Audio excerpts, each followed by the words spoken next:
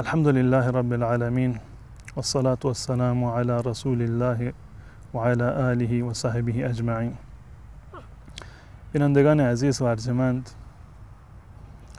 بسیاری از ما عادت داریم وقتی که برادر مسلمانی رو ملاقات میکنیم و در حضور یکی از دوستان خودمون هستیم برایشون دعا میکنیم. دعا در حضور برادر مسلمان. اما غافل از این هستیم که در هنگامی که از دوستان خودمان دور هستیم، از عزیزان خودمان دور هستیم، اگر برایشون دعا بکنیم شانس قبولیت دعا بسیار بیشتر هست و به مراتب امید بیشتری هست که الله متعال چنین دعایی را بپذیرند. و اضافه بر این، دعای غایبانه برای برادر مسلمان منتی نیست بر اون مسلمانی که ما برایش دعایی کردیم، بلکه منتی هست بر خود ما.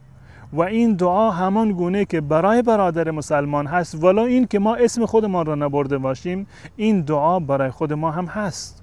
پس بنابراین سعی بکنیم که به جای دعای حضوری زمانی که در حضور برادر مسلمان هستیم، غایبانه برای عزیزان خودمان و برای دوستان و کسانی که دوستشان داریم دعا بکنیم. در روایتی هست حضرت ابو درداء رضی الله تعالی عنه میگوید که رسول الله صلی الله علیه و سلم فرمودند: دعوت المرء المسلم لاخیه بظهر الغیب مستجاب.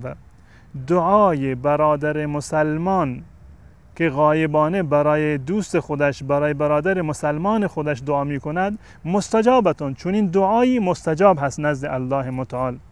الله متعال دعای غایبانه شما را که دعای صادقانه هست و خالصانه هست، هیچ گونه محلی برای ریا نیست، شبهه ریایی وجود ندارد، دعای خالصانه شما را که غایبانه برای برادر مسلمانتون دعا می کنید، این دعا دعای مستجابی هست و الله متعال این دعا را قبول می کند. اما جالب اینجا هست که در ادامه حدیث رسول الله صلی الله علیه و سلم می‌فرمایند هر انسان مسلمانی که غایبانه برای مسلمان دیگر، برای برادرش دعا می‌کند، می‌فرماید عند رأسه ملک مؤکل.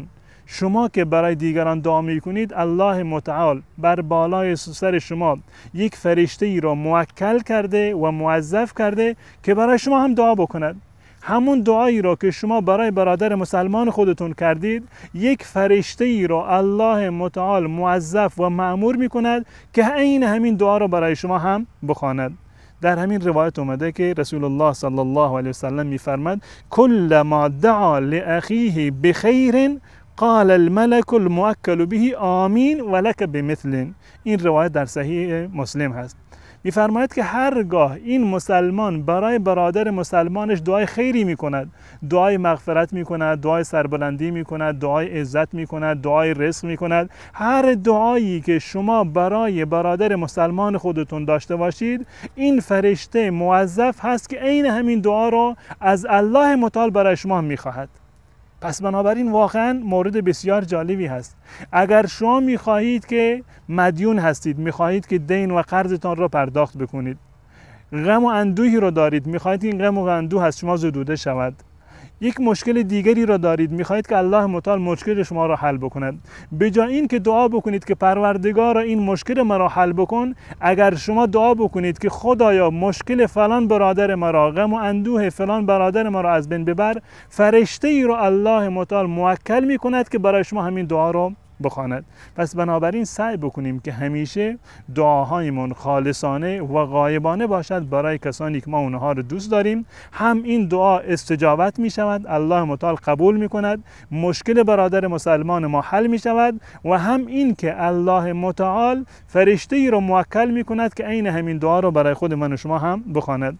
در روایت دیگر هست از عمران ابن حسین رضی الله تعالی عنه که میگوید که رسول الله صلی الله علیه وسلم در حدیثی این همین مطلب رو فرمودند که دعاء الاخ لاخیه، دعاء الاخ لاخیه. واقعا جالب هست، در روایات اسلامی نمیگوید جواب دعای مسلمان برای مسلمان، بلکه کلمه اخ را، یعنی برادر، دعای برادر مسلمان برای برادر مسلمان، دعاء الاخ لاخیه بظهر الغیب لا یرد، دعای غایبانه برادر برای برادر مسلمان قابل رد شدن نیست. یعنی قطعا الله متعال چون این دعایی رو استجابت میکند.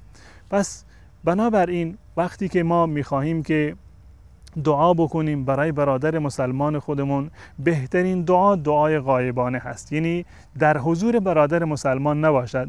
دعا کردن در حضور برادر مسلمان ممنوع نیست، گناه نیست، اما زیباترین دعا و جالبترین دعا که شانس پذیرش بیشتری را دارد اون دعایی هست که ما خالصانه و در غیاب برادر مسلمان خودمون دعا میکنیم.